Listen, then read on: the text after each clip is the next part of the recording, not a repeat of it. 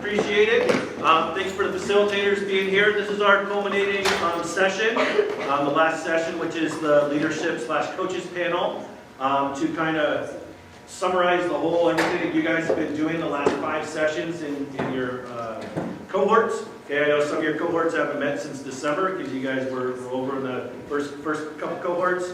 And then this is kind of ending for that fall sports cohort that is finishing up in the academic cohort that we had that ended in February. So this is the last session.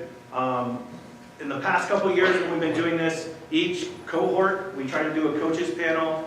We as facilitators met this last summer and we go, can we just do a big culminating session and get one good panel instead of trying to struggle to get some people. So this is the first time we're doing this as a big group, and I think it's going to work out. You know, we got some really good panel members I'm going to introduce to you guys, but this session is kind of based on you guys, okay? The panel members are going to introduce themselves. They're going to tell those stories about themselves and the positions and leadership positions that they've been in and stuff like that. But it's also going to then depend on you guys asking questions from the sessions that you guys have had about leadership and what you guys have been, trained and discussed in those sessions to see how it relates to real life situations that these guys have been in to help you guys develop better as a leader as you guys go through and stuff like that, okay? I also have some pre-selected questions if you guys are having a struggle. Some of the facilitators I know in the past have had some questions and stuff like that. So, but we really want the questions to come from you guys because that's what they're here for. These poor people taking time out of their day to come here and share with you guys their stories, their leadership, what they've done in their life, and go from there. So I'm going to quickly introduce the panel here, and then they're going to go a little bit more in depth. I'm just going to do kind of an overview of who everybody is, and then they'll go in depth, and then basically we'll open up for kind of questions from you guys, and we'll just kind of go off of that and go from there. Okay, so first is Mrs. Gary Simpson. She is a Longhorn who's worked here for how long? 15 years? 18? Well, the district is over 20 years. So 18 years, she was a department chair in social studies, and then she was an administrator here her last 5 years. About 5 years? 3.5. I'm trying to give you more. 3.5 years, she was an assistant principal here. Okay, and she just recently retired a couple of years ago. She also, before she was in education, she was in the medical profession, and she was a manager in those types of things within the medical profession and within the private sector. She also is a parent of a Division I softball NCAA champion for UCLA back in the day. Her daughter went through that program. Her husband was a Division I baseball player. She is well versed in athletics. She could probably be an athletic director, be a coach, all that kind of stuff too. So she's a very good panel member for us because she can give you a broad spectrum of different types of leadership. So she'll go a little bit more in depth and more details. The next person is Johnny D. Johnny D is a graduate of Rancho. What year? 2011. Class 2011. He went on to he played basketball here. Went on to USD with a scholarship to play with them. It led them to kind of revitalize their program when he went into it. And then he has been playing professionally in Europe and just recently has kind of hung it up. Yeah. So now he's looking to get into coaching. And so he'll go in more depth with stuff that he has experienced through those experiences. Coach Radovich was my coach in high school. He is my mentor into coaching. I coached with him for about 8 years down in San Diego before I came up here to Rancho. He has a wealth of knowledge of everything. He was an administrator in the Poway Unified School District. He coached in college. He coached in high school. He's been around the block, as people would say. And the leadership that he brought me when I was a player, and then as a mentor, as a colleague, as a coach, I hope he can bring that on to you guys so that you guys can grow as leaders also. And our last is Chris Calvert. He is an RBB alum of 06. God, you're that old.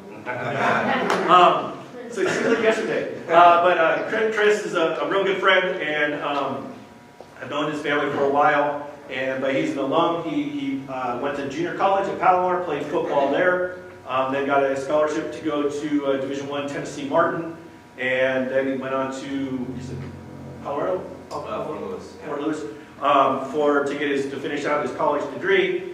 And then he came back, made his way back to Southern California, and he's now working for the Escondido Police Department, and has, again, a wealth of knowledge and a wealth of information and leadership possibilities and stuff like that. So basically, I'm going to turn it over to the panel, and then I'll turn it over to you guys for questions. And we'll start with Mrs. Gary Simpson, who's just kind of going to tell you, kind of her background and stuff like that, leadership and everything, and then we'll just kind of go right down the line from there. So. Hi, good morning, everyone. Can you hear me? Yes. I was thinking about the two different hats that I wore, well, three, administrator, teacher, and then as a parent of an athlete. Or actually, I had three athletes. I have three kids, and they all played varsity sport their freshman year. And one played softball, one cross country and track, and then the youngest was in basketball. But as far as leadership-wise, what I saw here as an administrator for athletes was this idea that it was a privilege to play a sport, and it shouldn't be taken like that. And that we expect more of our athletes, I think, off the court and off the field. And sometimes it's not fair to all of you because you're still kids and you're still figuring things out, and sometimes you're not going to make the greatest decision either in the classroom or at lunch or trying to throw somebody in the trunk of a car to take off at lunch or something. But, we still hold you at a higher level. And I was thinking about that since yesterday. I was thinking about what was it about you. However, at the same time, it also affords you additional privileges to get to have more experience such as this. And people are watching you. Little kids are watching you. They watch what you're doing all the time. You have no idea how much a kind word from you if you run track and there's some little girl that comes up to you or says something to you, what you say back, she will remember that. Or how you acted if you threw something across the field or in anger, they will remember that. So you do make a difference. Can you guys hear me? Do I need a mic? Okay. All right. I guess my story just kind of starts with graduating here in 2011. Had a very fun time here, and I think we were part of one of the last basketball teams to maybe win a banner or put a banner up here in the gym in 2011. After that, I actually committed to the University of San Diego as a walk-on. Ended up earning a scholarship before I got there, just because of some circumstance, but had probably maybe some of the best 4 years of my life getting to play college sports. It was always a dream of mine. It was always something that I prayed about and talked to my parents about, of just wanting to one day be able to accomplish that. And so, like she was speaking, I think sports is an incredible privilege. And for me, it was a dream come true to be able to do that. And when I finished college, I still loved basketball and wanted to continue to play and had the opportunity to play. For 8 more years over in Europe. I played 1 year in Poland, and then the next 7 in Spain, I think is the math on that. I'll have to think about it. But just finished up last November, had to come home, and have decided to kind of get into coaching. I think sports, at least culturally, we seem to really, here in America, it's such a unique opportunity. I think we give the athletes, if you will, a platform and you have an opportunity to really use that platform for however you see fit, or whatever fits your values. And I think just family-wise, you grow up, I played so many sports with my sister. It's some of our best bonding moments are the one-on-one battles in the driveway, or the wiffle ball battles, all these different things that we did growing up.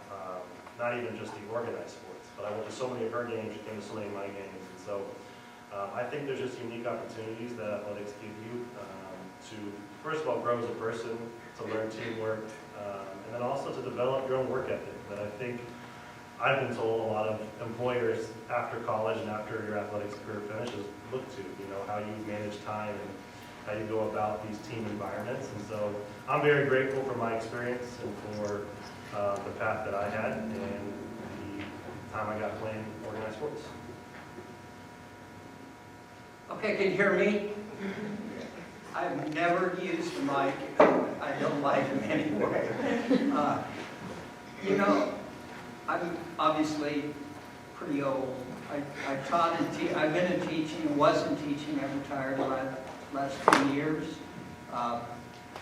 Athletics paid a direction for me. I was fortunate enough to get a scholarship and go play football and this type of thing. And there's a lot of, I agree with what the people say here. Athletics, you are held to a higher standard than everybody else. And that is so important. I use that. The other thing that I've noticed is I was not a yeller, screamer, cusser, swearer on the field. And I think that's why a lot of the players that I've coached throughout the years, I coached 47 years. And that's a lot, and I've coached different sports like football, baseball, basketball, women's softball. I coached at the junior college and Mesa College for a while in softball and football back there.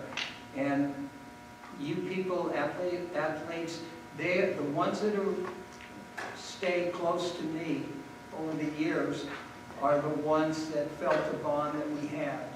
I was told many years ago when I first started teaching, you take education classes and they teach you how to handle discipline in the classroom and all of this. But the best came from a chemistry teacher at Point High School. It was my master teacher who said, you'll know in 6 months whether you can play. You'll know in 6 months how good of a teacher you are if you just be yourself. People know when you're phony. That's the biggest thing that I tell my players. Hey, just do the best you can. Don't be phony. Act the way you are, and we'll deal with everything beyond that. And it really works for young people today. I've been very fortunate. I have a group, and I'll share this with you because it doesn't happen very often. I have 17 kids that I stay in touch with from when I was at Poway High School in 1976. And I can take my phone out right now and tell them all, hello, how are you? The other day I wished them all a happy St. Patrick's Day. I'll tell them on Mother's Day, don't forget to tell your mother whether she's here or not, Happy Mother's Day. Within an hour of 5 o'clock in the morning, because I'm an early riser, within an hour and a half I will have heard from all 17 people, athletes. There's something between it. I had the nicest compliment from one of the kids who goes, Coach, we knew you when you didn't, because you didn't cuss, but we knew when you were mad. I said, how did you know when I was mad? They said, because you had a great arm and you could throw a football. And when that ball started coming harder and harder at drills, we'd say, look out, Coach is really pissed off now. So pick it up. You know, you have the greatest opportunity to influence people the rest of your lives being an athlete, because you have to work harder than everybody else. And you are held, and you heard it here, you're held to a higher standard, and that goes with you. Be yourself and do the best you can. And you'll know when it's time to quit, and enjoy it. I can honestly say through my entire career, I enjoyed my teaching career. I was a biology teacher, believe it or not. I wanted to be a dentist, so that didn't work out. So I had to pick something else. And I went into coaching because I thought that's where I can do the most effectiveness, is in helping people. If that's important to you and you have that opportunity to step up and be a leader, you don't have to work at it. You're here today. You're already a leader. You just need to just fine-tune it. Okay. Hi guys, my name is Chris Calvert. I currently work for the Escondido Police Department. As Coach Faye kind of said, I graduated 2006 from here. About sports, it just gives you a very unique opportunity. It makes you unique in the sense that you experience things and you learn things from playing your sport that you might not realize, that just grow into life lessons and propel you forward to whatever your next endeavor is. So when I was playing football here in 2006, I was not the biggest. I actually was probably one of the smallest.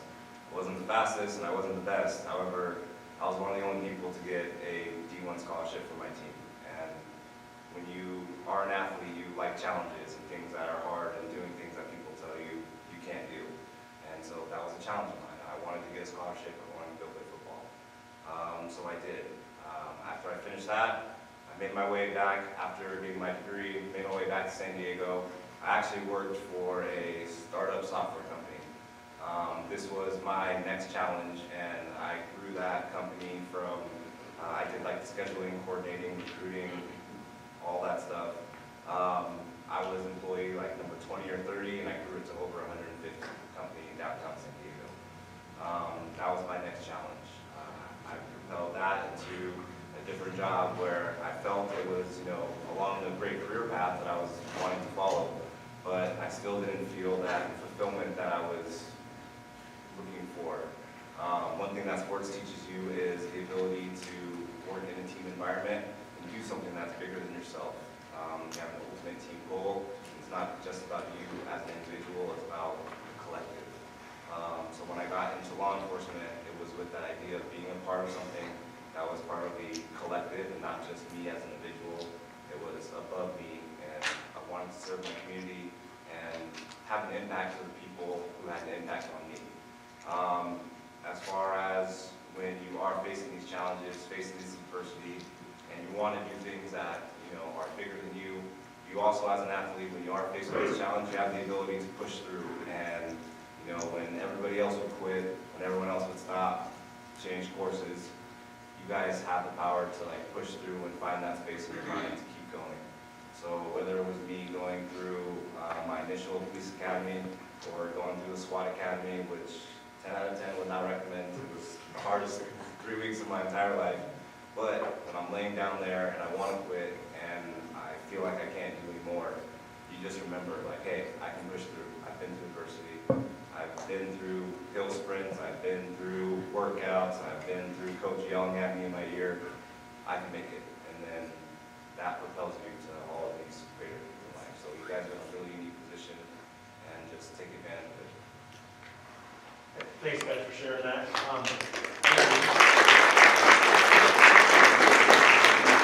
So now it's we're going to open it up to you guys, because this is kind of the whole point of this session is for you guys to get information from them.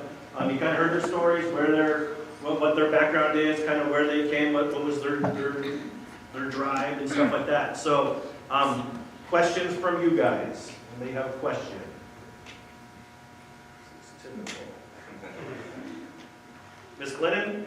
Can you talk about balancing, I guess this would be for the two college athletes, how was it like to balance your responsibilities as a Division I athlete with academics? Because that's a challenge that, obviously it's a privilege to get to that level, but it also speaks to their balancing student-athlete responsibilities right now in high school.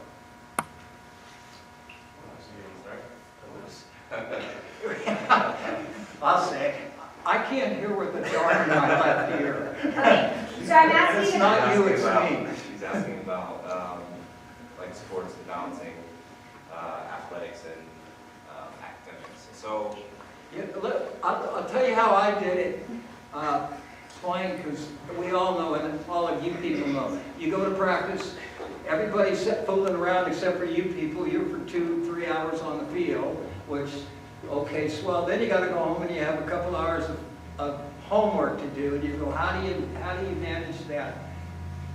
My parents taught me, you go to practice, you come home, you eat, and I had an hour and a half, you lock yourself somewhere, put yourself in another room, and that's when you do your academic work. So I had a specific time, and that seemed to work. And I carried that on into college and into my teaching, because I was just like you. I was on the field for the same amount of time, if not more, coaching, and I had a family at home, and I had to eat, and so you juggle your time and give yourself a time frame, and it seemed to work. Chris? Yeah, so the two things about, your academics and so you're setting yourself up you want to graduate, you want to be able to get a job and do whatever it is that you want to do. So you got to take care of your schoolwork, but also if you want to stay on the field and you want to continue to play, you want to keep that scholarship, you have to continue to earn it. You know, like everything that you're doing right now is earning that scholarship, or earning that opportunity to play at the next level. But once you get there, that spot's not guaranteed. You still have to work at it, and you have to, you know, you have to do everything that's required of you to continue to stay there. So, kind of like Coach said, splitting your time and just dedicating time. Like, this is going to be my study time, no matter what. If I have to go bury myself in the corner of the library or lock my dorm room and no one's coming in or out until I'm done studying, just find that time and dedicate it, and find like-minded individuals who are on the same path as you and want to do the same things. And you guys can be, athlete study groups are a real thing, and they're super helpful. Yeah, like Chris was saying, the way our system's kind of set up here in America, because of like the university system and college sports, like if you want to be on the court or on the field or whatever your sport is, you have to pass a certain GPA to be eligible. And so it needs to be a priority in your life. And I think for me, it's the habits that you can start building in high school. Like right now, you're in school from 8:30 to 3, so you can't do anything other than be at school. So then you have a limited amount of time after school to do your practice, and then to get your schoolwork done, prepare for your tests, prepare for your exams, and do the best you can in class. And I think when you get to college, it's interesting because now your schedule's completely free. Like you don't have a 8:30 to 2:30. You have your practice schedule, but now you have to kind of on your own figure out, all right, how am I going to balance everything while keeping my academics at priority? And like honestly, for me, I like basketball more than I like my econ class. But I understood that if I wanted to continue to play basketball, I needed to pay attention to my econ class and do the work and stay on top of things so that I could continue to be successful on the basketball court. And I think looking now, 10, 15 years past that, I'm grateful that like I had that opportunity to develop these habits that I think will kind of serve me in the next phase of my life and having a family and hopefully getting into coaching, because it does teach you how to prioritize the things that are important and how to time manage. And I think what you'll find at maybe the college level is there are a lot of resources and you can ask help. Most of these colleges will have, I forget what we called ours, but essentially a system of academic advisors who will help you with homework, will help you with talking to your teachers if you need help, and will also maybe offer a tutor of some sort if there's a certain subject you can't do well. So I would say the other point of balancing those things specifically at the college level is asking for help when you need it. You don't have to do it on your own, and I think that's the beauty of kind of the system. In addition to that, I would say taking care of your emotional health is really important because you can get overwhelmed with the academics and the sports, and that's when you can be a good teammate, because you probably even do it now. When a friend says, oh, I have anxiety right now, well, help that friend identify, I am anxious about, I am frustrated about, I'm mad about, whatever that feeling is, and help them through that. Some of you are really good in a big group and speaking in front of a big group. Others of you are probably really good at one-to-ones with somebody and talking them through things. And that's another way of leadership, is that one person that may need just an additional ear for them to be able to vent a little bit. And that can also help in college as well, as you help each other. And it's really important to be able to identify what you're feeling and then move on to, okay, I'm feeling really anxious about the exams. To be able to do the two. Where do I go and what do I do? But taking care of the emotional part is really important. Another question? Yeah. In like a group setting, what do you say is like the hardest part to not control, but like help others? Okay, so in a group setting, how is it to help others? Yeah. And as to control it within that, is what you're asking? Yes, To ma'am. like encourage them to do because I'm not like sporty, but I did stage tech last year, and I think one of the hardest parts for me was like making sure everyone was actually wanting to do something. Like accountability. So being a group leader, how to be that good group leader? Go ahead. A good way to, or a way to kind of effectively lead is when you are tasked with a big project and you're doing like the make sure everybody clearly understands what it is that they're supposed to do. I think that can be the way that things get miscommunicated. You know, as to where you think someone is supposed to do X and they end up doing Y, and now the whole project's kind of getting off to like a rocky start. So just clearly identify what each person's role is, and as you're setting yourself accountable, like hold others in the group accountable as well. And that's just a good way to kind of like start open communication as to what the expectations are. Because if everyone knows the expectations and what their design task is, things tend to run a little bit more smoothly. Along with doing that, the best thing, don't push your leadership. That's critical. I've been in groups where one person wants to take charge and run everything, and you sit there going, would he just shut up? And I'm sure almost everybody in here has been in that situation. You laugh back there, I see it. And so it does happen. If you're a leader and you're working and you're getting things done, I'm going to tell you right now, people will come to you. You will lead. You don't need to tell I'm the leader. I'm assigned to this. Oh, he's right. But people will come to you because of the way that you act and what you do. Okay? You're not phoning them, you're being you. And that's a leader. Yeah, to piggyback off that, I think leadership, those that are really good at leadership understand that people are motivated differently. I see it definitely in the basketball world, how certain players will respond better to a coach yelling at them, or certain players will break down and not like that. And so I think someone who's a good leader and a good coach for that matter is someone who can understand how do I properly motivate this person to get the best out of them. And to kind of continue on what Chris was saying, I think roles is the most important thing in a group setting.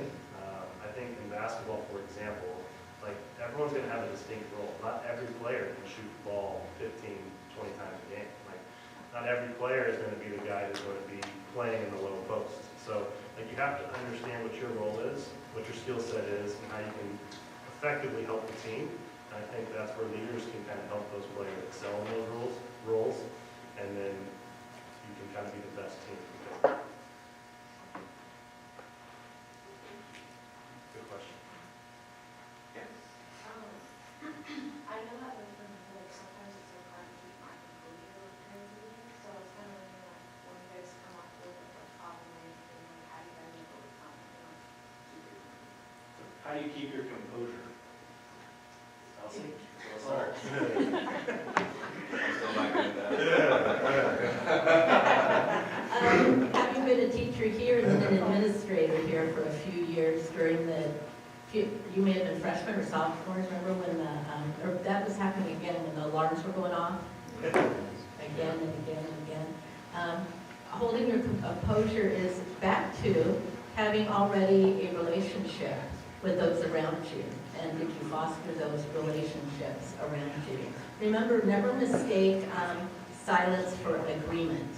Just because you say something, well, nobody disagreed, that doesn't mean they agreed with you. So you have to figure out different ways to make sure they're on the same page as you are, or where are they? As far as keeping your composure, I am definitely somebody who, I think Mr. Fay knows, I usually take a step back, and I get quieter and ask specific questions, and seek to understand before I react to a situation. Ask it, even if you're like, well, who did it? Why'd they do that? And you're just like, why do you do? But if you can keep your voice calm and not raise your voice, and when people get loud, get even more quiet. You can still speak, but let them get loud. You get quiet and seek to understand first. That'll help you even your own feelings. Yeah, that's very good. I think for me, and I've struggled with it at times, I think it's really easy, like in the sports world, if there's a bad referee or something's going your way, or let's say you're just having a bad game, it's like, yeah, I want to yell at you, or I want to yell at myself, or I get really frustrated because I know I'm better than this. But I think what's helped me is just trying to remember the perspective of kind of the bigger picture. And the example of like having a personal bad game, like my value is not tied to my performance in an athletic breath, first of all. And then second of all, like, I'm gonna have another game, or there's still time in this game to change kind of what is happening. So I think most of the time when you react or when your composure kind of goes crazy, like, you're actually having a negative effect on the rest of that game. And so the perspective is, all right, it's not going the way I want it, but like, there's still time to change that. Well, the bigger picture is like, all right, we're not winning this game, or this ref's doing a poor job. Well, is it really the end of the world, or can we continue to fight and try to change the outcome of the game? And I think that's always the case. So perspective was always good for me, and kind of like how she was saying, was taking a step back and thinking, all right, what's the best kind of way to change the course of the game?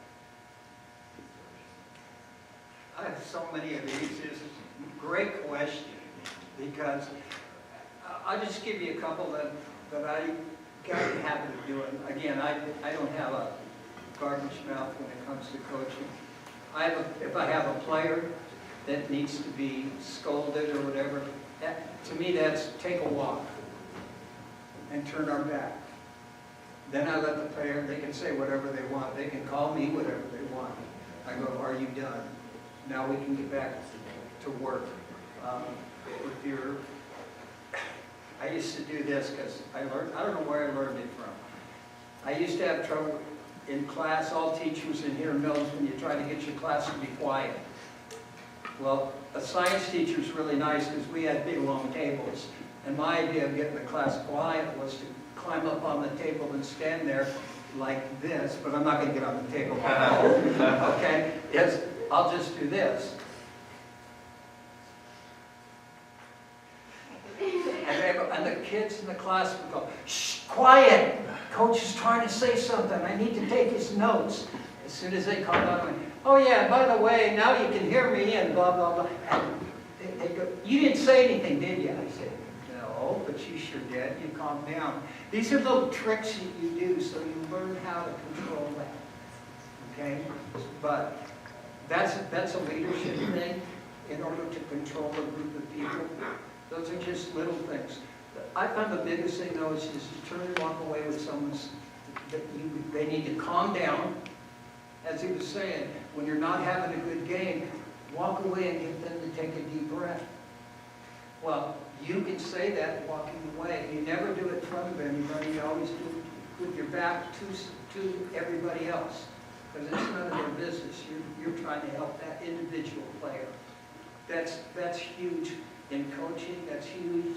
If you as a player want to calm down another player, one of your own players, walk away. Then the language is easy. I think, yeah, great question, because, you know, we're all human, and recognizing like that's a normal reaction is when you're getting frustrated. You're reacting as everybody would react in a similar situation. But I think what sets you apart as an athlete is being able to reel it back in and recognize that you're upset and how upset that you're getting, and just know like, hey, I don't practice when I'm I don't go to practice mad and angry and upset all the time. When I'm mad and angry and upset, I don't perform well. I'm not thinking logically. I'm not thinking clear. And if I continue this behavior throughout the rest of the game or whatever I'm doing, I'm not going to be at my best. And so if you want to be at your best, you just need to recognize like, hey, I'm having a moment right now. Moment's gone. Let me lock in and continue on for the rest of the day. Like having a short memory and knowing like that's life. Like people are going to upset you. People are going to get mad. The more mad you get, the more mad they're going to get. Nothing's going to get solved. So the first person to calm down is usually the person that gets the desired result that they're looking for. So if you're calm, you're cool, collected, you're going to go back about your sport and you're just going to continue on doing your thing. But the more that you let it affect you, and speaking on leadership, it's going to affect the others around you because they're going to see your tone, your attitude, and they're like, man, if Chris is like this, and like, you know, I'm going to be like this too. Or like, he's really getting out of his game. Now I'm not out of my game because I'm just thinking about what he's doing, you know? So just take a second, realize, all right, cool, like whatever, I was mad, but now I'm back, like, let's go. Like, it's over with, it's done, let's move on and push forward. I think that's kind of like just a good way to do that. Mr. Bay, can I ask a question that kind of built on that? And this is directly to you, Johnny. other panelists, but I want to start with you. So Roxy's a really good player, like really good. And I think all the coaches in here, one of the things, and all the teachers in here, one of the things we would love our players and students to do is to feel more confident and to trust themselves more. And I was privileged to watch you play. You oozed confidence. Like, you know, my son still talks about the El Camino game, where I think he started to shoot from beyond half court at some point. It seems like it was that far. And they were, like, you just, people aren't going to stop me. Like, you stepped on the court and, like, people aren't going to stop me. How do we get our players to do that? Like, where did that confidence come from? And how can we just get our players to play more free and to trust themselves and to, you know, just ooze that confidence that we saw in you? Yeah, I mean, I personally believe confidence is maybe one of the most important things in, like, your ability as a player, because I just don't think you can play that well if you don't believe in yourself. And so I think that comes from two things. I think the first thing is, like, the work you put in, or, like, the practice and the stuff you do outside of maybe just the coach's time or the few moments you get during a game. So I really love basketball. I spend as much time as possible. And I practiced and really believed I was good at it because of all the time I put into it and all the thought that I put into it. And then the second thing I would say is really just not, and this kind of goes back to Chris's point, is not hanging up on each moment. Because I could have a bad game. Like, yeah, I had a really good game against El Camino, but I also had a game against Fallbrook where I stuck.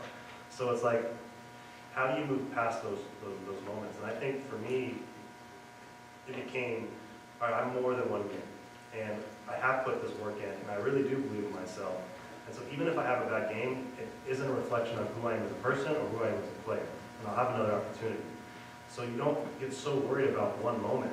Or like when the one scout comes, you don't have a good practice. You don't get worried about that because you believe in the other opportunities. And you believe that, like, hey, I'm going to do things the right way. I'm going to practice hard.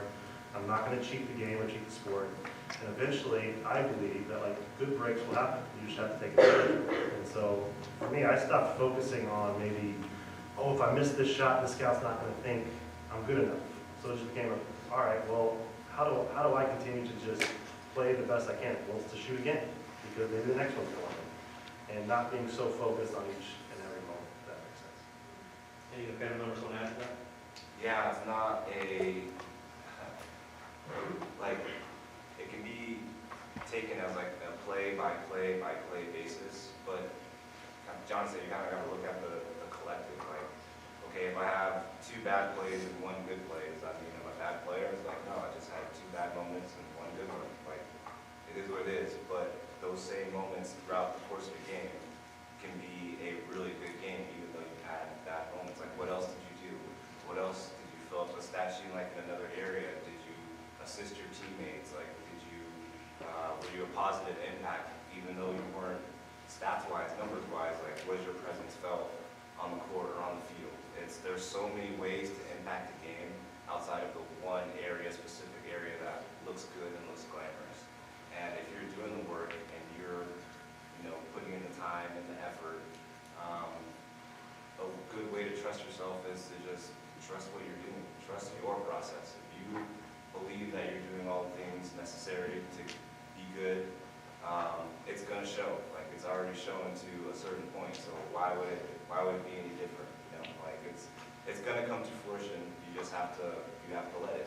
When you're at practice, you're feeling free, you're flowing, and you're doing everything, and it feels good, and you either can't miss, and everything's fine. And all of a sudden you get to the game, and you're like, I don't know, like, it's like, all this, you did it all week. So, like, why wouldn't you be able to do it on another day? It's just another day. Like, game is just a game. You did all the practice stuff to get to the fun part. Like, that's the fun stuff that you can show everybody who's watching what you did all week and what you did to prepare. It's like your chance to showcase that. And for whatever reason, if you don't showcase that in the way that you want, you're going to get another opportunity, but it starts with yourself. Like Johnny said, you believe in the work that you put in and show everybody how hard you work. Yeah. Sometimes I notice, especially on days after I've been like tired or like I don't know, I have school responsibilities. I notice I put a lot of pressure on myself to be a good teammate and a good leader, and to kind of encourage my teammates team and foster relationships with my team. But instead of making me feel confident, I feel like I put so much pressure that I almost feel a layer of insecurity. And I'm wondering, when I'm having harder days like that and I want to be like an active team member socially with my teammates, what are things that I can do to kind of make myself feel more confident in that way? Coping mechanisms when you're not confident. Else? You know, I used to have that, so I know exactly what you're talking about. When I was playing, then when I became a coach and teacher, and so I had to do that. A lot of my players used to say, "Coach, how do you have the energy you have on the field?" I said, and I would think about it, and I told myself for years, it's always one thing. When I go on the field to coach, or when I go in the classroom to teach, I coach and I teach as if that day is the last day that I'm ever going to coach and teach again. It's easy to say, oh, I'm going to do the best I can all the time, and practice, blah, blah, blah, blah, blah. No, if you really believe, and I do, that this is going to be the last day that I'm going to get to, like I said, coach, teach, work with people, and go. This could be my last day. And you know what? I retired, he got 4 years ago. I'm a diabetic, and a quick story. I'm a diabetic, and I fell down the stairs. I get dizzy all the time. I have no control over it. I'm dizzy. Well, I'm not right now because I'm sitting down, but the minute I get up and move, I'm dizzy. That's just part of what I have. It's what it is. The hardest day was when I had to tell the head coach, I quit. I can't do this anymore because I'm going to get hurt. I fell in the bleachers 3 different times on the same day. I said, I can't do this anymore. And that was the hardest thing. But I don't regret the way I taught, which is this could be the last day, so I truly give my all. And that's hard to do. But my players told me, how do you do that? Well, this is what I do. And that solves all of this. Because you are going to make mistakes. You're going to have great days. You're going to have bad days, but you're going to give your all. And if that's the case and you set that frame of mind, God, like, it's really fun. It's really fun. And that is, even if you fail a test, I try to study for it. Did you study as hard as you could? And I often ask myself that. Well, yes, I did. And, well, that's a lie. Okay, so that's what you get. But it's a frame of mind. So that's how I took care of that. What was your name? Ellie. Ellie, my oldest, as he said earlier, played softball for UCLA for 4 years back in the early 2000s. They won the 2 national champions. Proud mama here in 03 and 04. And she had the same situation as what you're talking about regarding you only have so much to give and there's only so much of you. And she would call one day and I go, what are you doing? You're at home, why aren't you out doing whatever? She goes, I needed to give myself a break from everybody else. And you have choices, and sometimes it's okay to tell others that you just need to take care of yourself that day, that there's only so much in the tank, and that you need to take care of yourself. Now, if you're doing that every day, I'd start worrying about you, like what's happening. But you're allowed, you need to give yourself permission and grace to just take care of yourself sometimes. And let a close friend, a close teammate, a coach know that. Yeah, I really love the reflection point that you've been able to understand that about yourself, because I think that's the first step that a lot of people miss. And so they just keep going on, and the pressure just keeps building, but they don't know where it stems or originates from. So I applaud you for that. And like she's saying, you definitely have the grace to give yourself a break. And I think if there is a support system around you to lean on it, and I think, is it a sport, a group that? Yeah, it's a competition cheerleading. Yeah, so in that event, you can't do it on your own.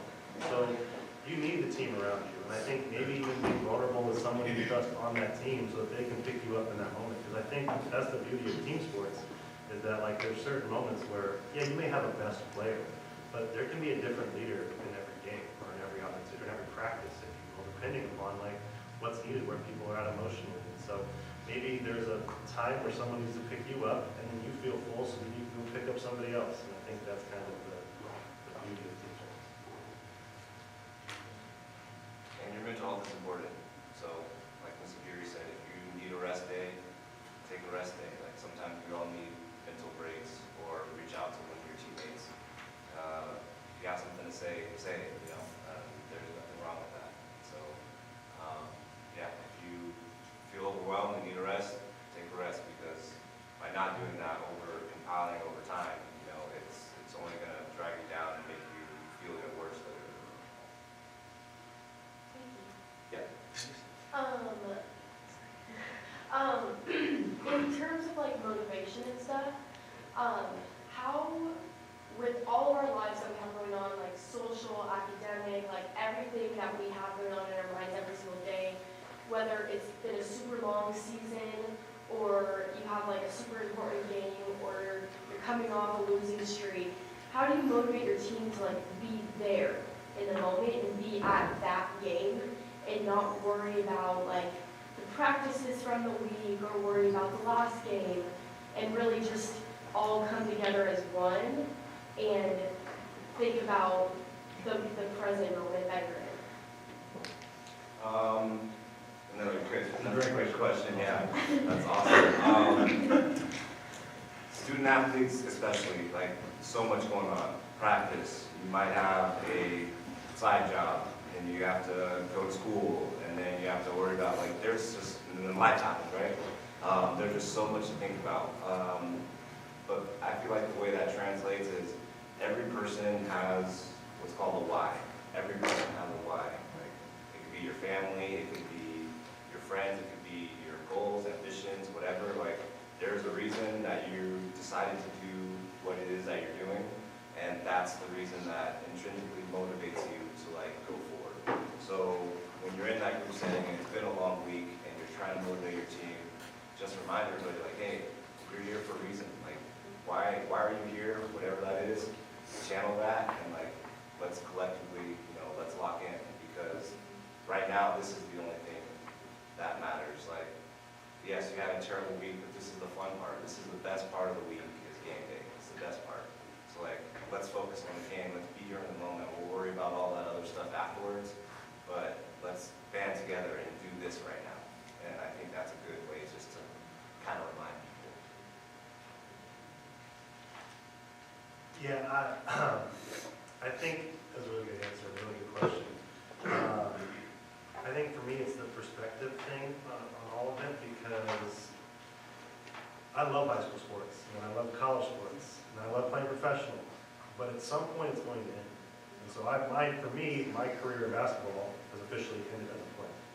And so I already missed the camaraderie I had with my teammates. I already missed the moments of when we won a few championships in Spain, and when I got to break some records at USD, and when we won league here on TV. And so you have to understand in sports that like your time getting to play this with your friends in this type of environment is finite. And so every person will be motivated differently, and it may not work.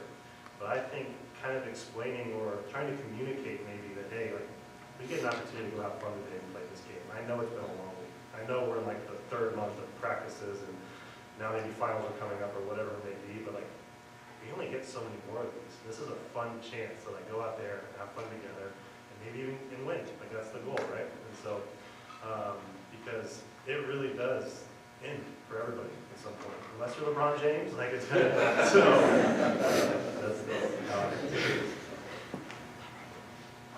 And I would say on that it happens before that week of the game. I look back on the teams, the championship teams in different sports, whether it's, the women's softball, or whether it's football, or whether it's, I had a fortunate to have a CIA baseball team. The camaraderie, and that's the right word, happens before the event. The best teams that I coached and the players weren't the best talented teams. I mean, I had teams that we didn't do real well, and I sent 2 guys to the NFL. I mean, come on. But the teams that won championships, they just knew they were together. They didn't have Whether good or bad, it didn't make any difference. Their camaraderie brought them together as a group.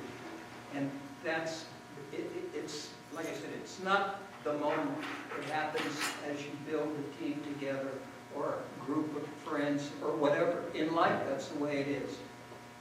Where I can feel like, you know, if I feel crappy, he's feeling lousy, I'm going to say, well, because we've known each other, I go, you're not feeling good today, we need to get together, let's go have a cup of coffee or something. That's the way it happens. Okay, so get a bigger picture of this, okay? And you'd be really happy. Were there ever moments in your sport when you felt like you weren't working hard enough? Were there moments when you ever not working hard enough? Say that again. Were there moments when you weren't working hard? That you felt What did you do to get going? Basically, you feel like you're just down, right? And just got to get that motivation. That's kind of where you're going with that. I mean, I think only you as the athlete will know how hard you actually worked or how much time you actually put in. And it shouldn't be something that's like results driven. So kind of like Johnny was saying, like if you prepared all week and you had a bad game, you shouldn't say like, oh, it's because I didn't practice hard enough. Maybe it's because you didn't practice the right technique, or you could have practiced in a different area, or maybe you just had a bad game.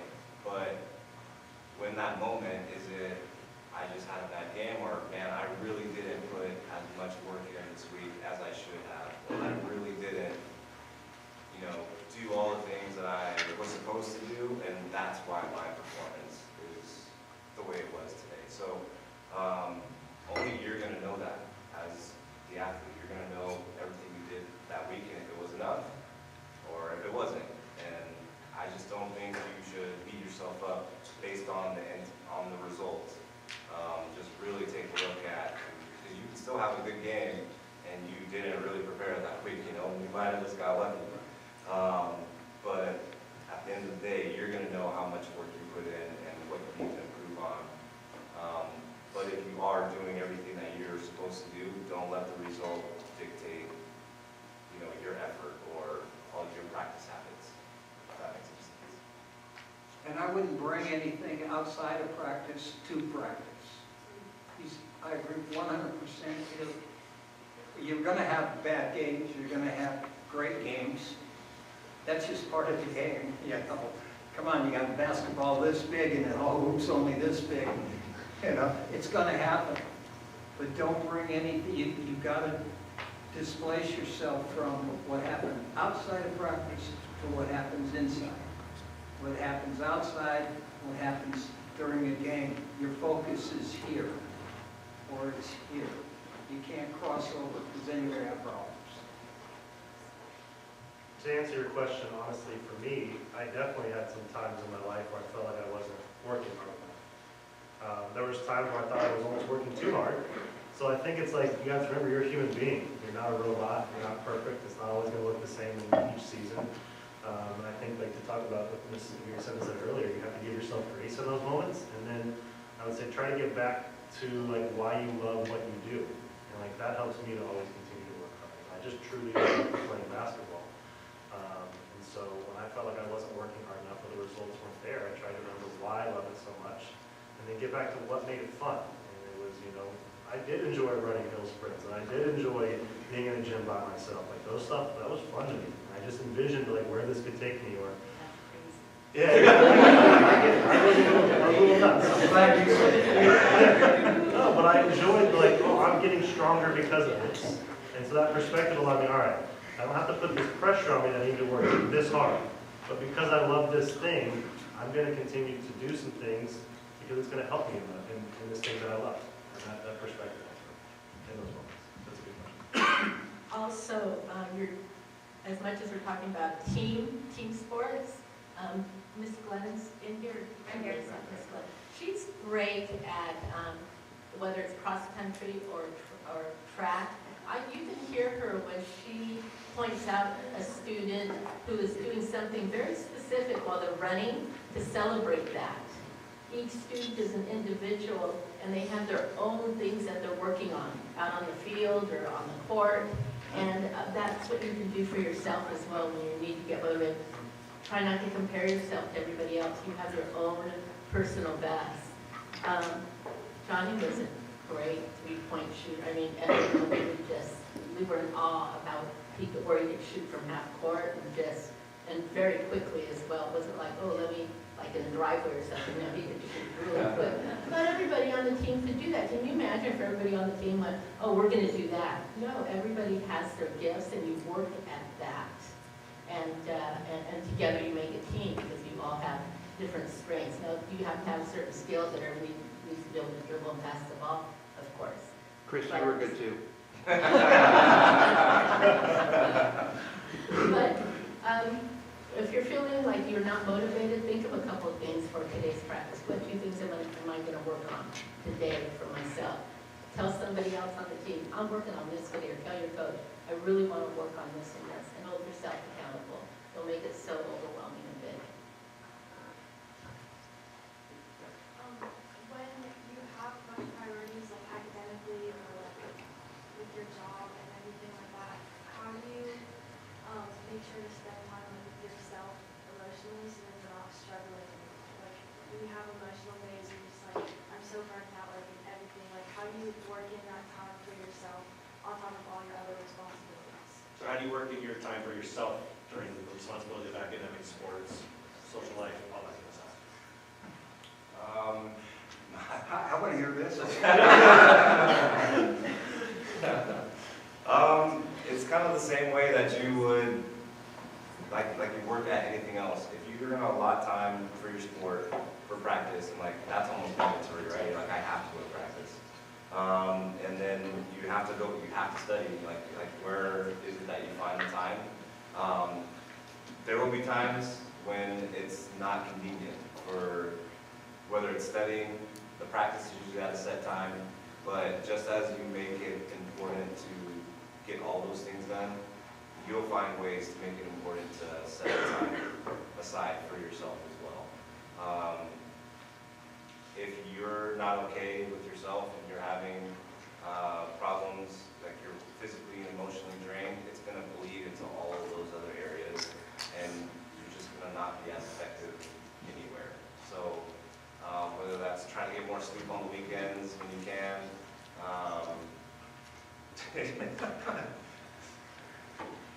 get as much sleep on the weekends. That's going to be the main part. But you'll see, like you'll see, there will be opportunities for you to rest and recover, and you will be faced with situations of would I like to stay and rest, or would I like to maybe spend some more time with my friends? And you're going to have to make those choices. And sometimes it's not going to be the fun or the glamorous choice, but like taking that time to have for yourself. Like there will be opportunities, you just have to schedule it just like you do anything else in your life. During your season, you always manage your time. I look back on myself and go, my best grades were during the season when you had no time for yourself. Now, once the season's over, all of a sudden you become bigger time. I never had a class on a Wednesday in college because that was my go to skiing day, from the spring skiing. That was my day. Yeah. Hey, it wasn't a class. I just said, no, I'm not scheduling a class on Wednesday because nobody's going to be on the slopes on Wednesday. And they weren't. My idea of a lip line was for one person. And that was it. But seriously, during your seasons, and I'm sure you're all the same, you schedule your time. And you don't get any because your time is blocked, as you said. And there's nothing wrong with that. That's why you're a leader and doing what you're doing, and there's 2,000 other students in the school that aren't doing it. So congratulations, all of you. Congratulations, you deserve a big applause. Thank you very much, you deserve it. Yeah. This question is kind of directed at Coach. You said that, like, say I recognize one of my teammates is having take a walk, turn back, how are you supposed to like support your teammates in that way without overstepping like coaches, if that makes sense? Like, if I told my teammate like, hey, let's like go take like a walk, like I can't really do that because that's not my space, you get what I'm saying? So she's asking, you said that when there's confrontation and everything, you sit and kind of just take a walk, turn back, you know, that kind of goes against maybe what the team aspect or coaches. How do you balance that time, basically what you're asking, right? Of walking away to settle that. Oh, I can always do it, because I was fortunate, I've always had an assistant coach. But that's that too, and there are times when you just flat out can't, and there's going to be a problem.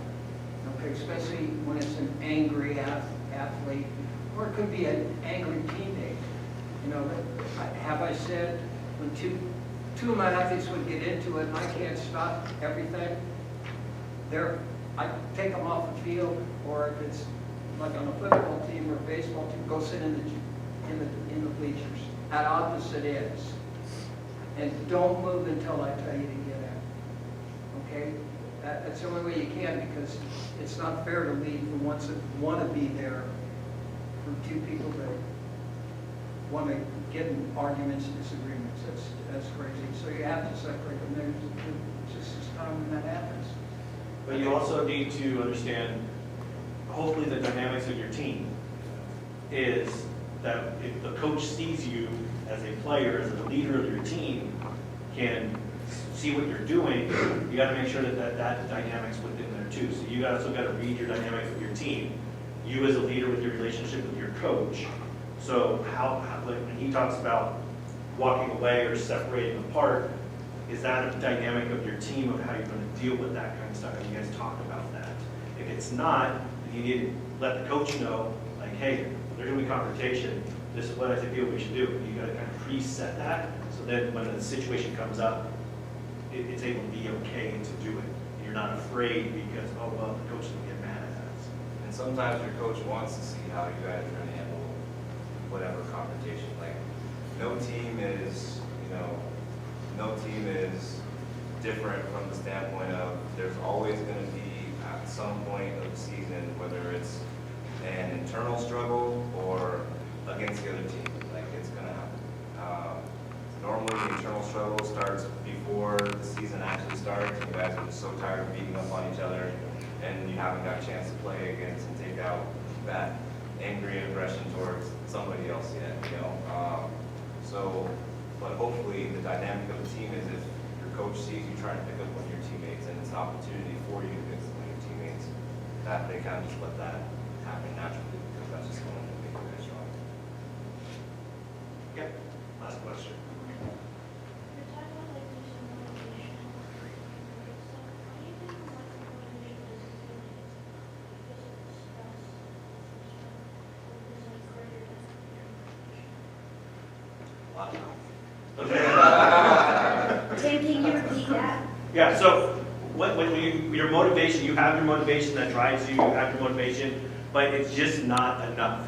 It's the stress is still getting at you, kind of social anxiety, emotional anxiety a little bit, right? What you're kind of talking about. How do you re-energize yourself even past that point of your normal motivation? Is kind of what you're asking. Yeah, okay. So as things progress, things change. As we get older, things change, and our priorities, like I promise you, it wasn't important to me when I was 18, it is not important to me now. Like, my motivation changes, and your motivation is going to change too. And so if you are getting to that point, take a step back, look at everything holistically, and be like, why, like, what's my new reason? Like, why, the one that I thought it was is no longer motivating me.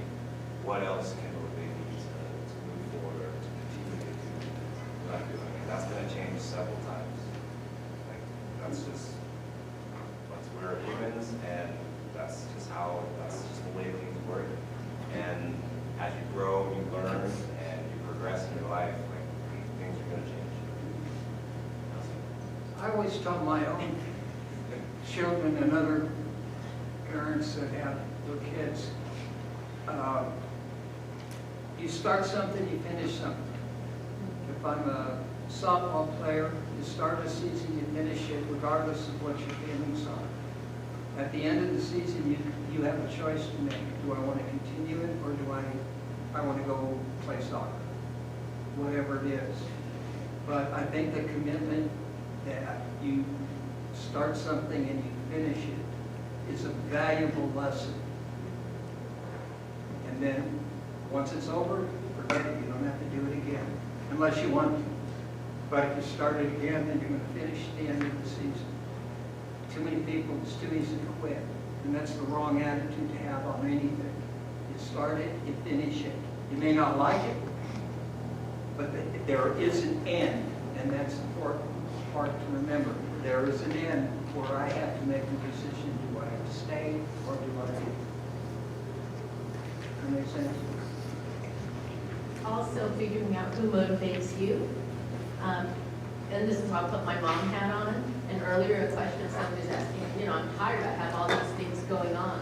Blame a mom. Say, my mom's not going to let me go with you guys to Kings tonight. Blame a parent and also talk to a parent. Talk to an older sibling. I bet both these guys have people in their lives that they could go to and talk to, adults, that when they were feeling not motivated, not the coach, but other people that they could go to. So start figuring out that network for yourself. And you can tell them, I may need to come back to you sometime when I'm not feeling motivated. I had students that came into, not necessarily athletes, but kids that were ASB, different situations. They'd come into admin, close the door, and they just needed a vent. They just needed a moment. So try to identify that circle of adults for yourself, as well as your peers. Coach Leary? So Chris, I have my question for you now. So I had Chris in class, and 2006 had some characters in it. Fun graduating class there. How did you lead your friends? So how did you, out in the football field, how did you compartmentalize that? Like, how did you become a leader when you were still your friends? I think that was something that Coach and Johnny brought up earlier is you have to be authentic and you have to be yourself. Trust the reasons that, your core values, whatever they may be, trust in them, trust in, the time and effort and work that you put in, but don't change yourself to meet the expectations or the popularity or whatever for other people, because it's going to come out as ingenuine and people will see you right through that. But if you are yourself and true to yourself, people will just naturally follow you. They'll just naturally want to be around you. They'll naturally want to be friends with you. I don't know how else really to explain it, but it's it seems to, wherever you go, whatever you do, it'll just continue to follow you, whether it's in the workplace, whether it's, a random group of people, whatever activity you're doing. Just if you're continually just be yourself and be true to yourself, good things always will follow. And I had Chris as a student. I think everybody in here has had Chris as a student. We made it. He was really kind. He was really kind to others. And one thing for all of you, appropriately, keep your sense of humor. Being able to laugh at yourself, and go, God, what was I thinking or what was I doing? You give others, the benefit of the doubt. Give yourself the benefit of the doubt, and you can laugh at yourself as well. And Chris was great at that. So, time has passed. We're coming to the end here. If you guys, the people have passed out to get us a QR code, there's a quick exit survey that we need to do a couple of things. If you guys can take your phones out and do that exit survey real quick, it's 6 questions, if that. 3 of them is your name, your ID number, and stuff. So if you guys do that. But first, before we leave, I'd like to give one more round of applause to our panel.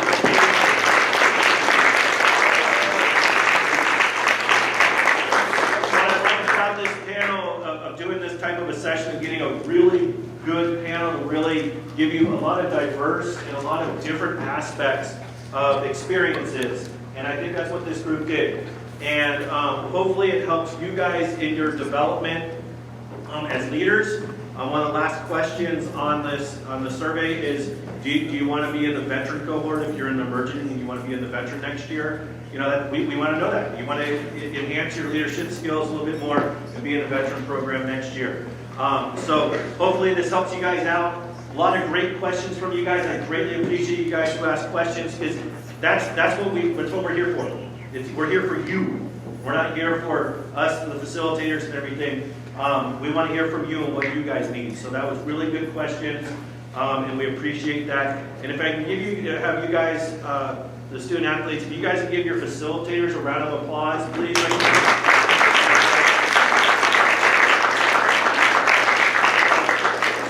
They take time out of their school day. They have to leave their classes that they teach and stuff like that, which is really hard as a teacher. But that's how much this means to them after being trained to be able to teach you guys. But they're able to come and then teach you guys something that's a totally different type of thing. And what's great about it is that they all have coaching experience in some sort of form. And they want to help you guys to become those leaders and help the school have you guys become leaders, which will just increase everything else. Okay? What I need you guys to do now is to really help me. Is after you do the survey and take a scan of it, you can put it away. I need all these tables. They need to all go back to where they're supposed to be. And chairs. Okay? There is a nice diagram right here that Coach Leary is going to hold up.